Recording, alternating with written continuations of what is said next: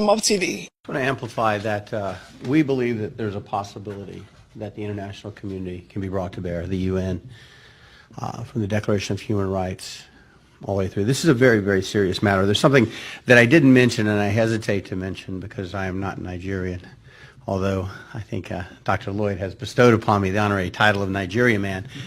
And we had a conversation. It wasn't heated, but he acted like he was going to revoke my Nigeria Man credentials, causing my 13-year-old son, who was in the car with me, to be very distraught. He said, "Dad, you have to stay a Nigeria Man." But talking about children, when I was a little boy, when I was 7 years old, growing up in the middle of nowhere, Florida, in a swamp, closest town was 30 miles away. The first thing that happened in the world that brought to bear to me that maybe things weren't always right, maybe things weren't always good, wasn't the Vietnam War, because I was in the South. It was correct and just, and we were the warriors. It was the Biafra War. And I remember very distinctly thinking, this just isn't right. This isn't right. This is a great people. It is a great nation. There was a country.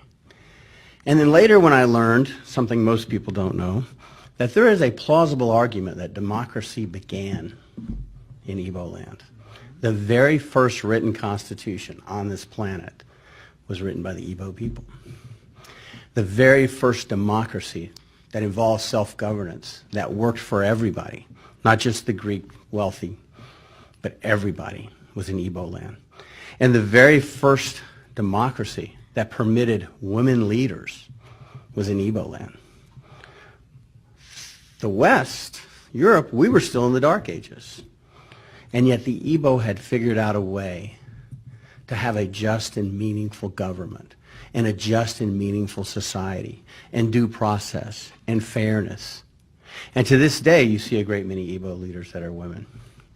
So it is my honor to have been able to work with the Igbo community. We are contemplating preparing an appeal to the United States Supreme Court related to the senseless slaughter and what we believe to be the genocide of the Igbo people. To bring this full circle, that has been going on since 2016, overseen by the APC. It's not ironic, it's not a coincidence, that the only APC governor in Igbo land is the one the Supreme Court just forced upon them. Not ironic, not a coincidence. Nigeria has just been placed with a visa ban, as everyone knows. That's not the United States picking on Nigeria. That is the United States seeing Nigeria, the Nigeria that exists now. Not the historic Nigeria, not the hopes of 1960, not the hopes of Iransi, not the hopes of the three founders, not the hopes back to the 900s. That's what Nigeria has become. And unless it gets better, it of course is going to get worse.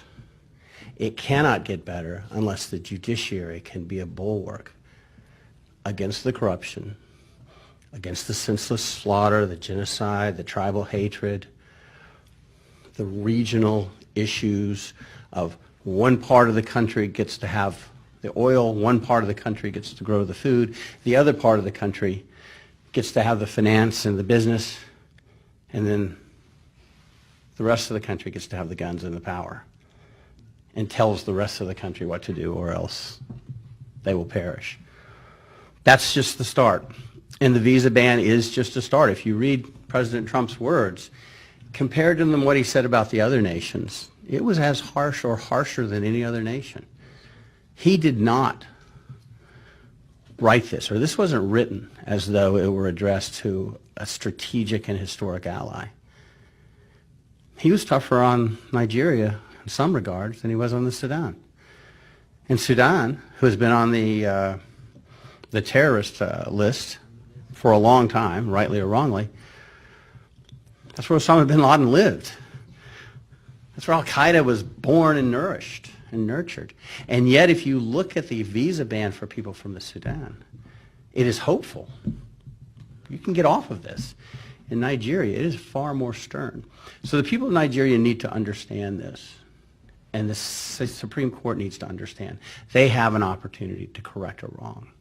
And it is a wrong that is so blatant and so apparent that it is almost the stuff of comedy. but it's gravely serious. It is very, very serious. That's really all that I think we have. We would probably like to open the floor to some questions. We have a handheld microphone if anyone would like to ask any questions. Do you have any questions? Yes. Here.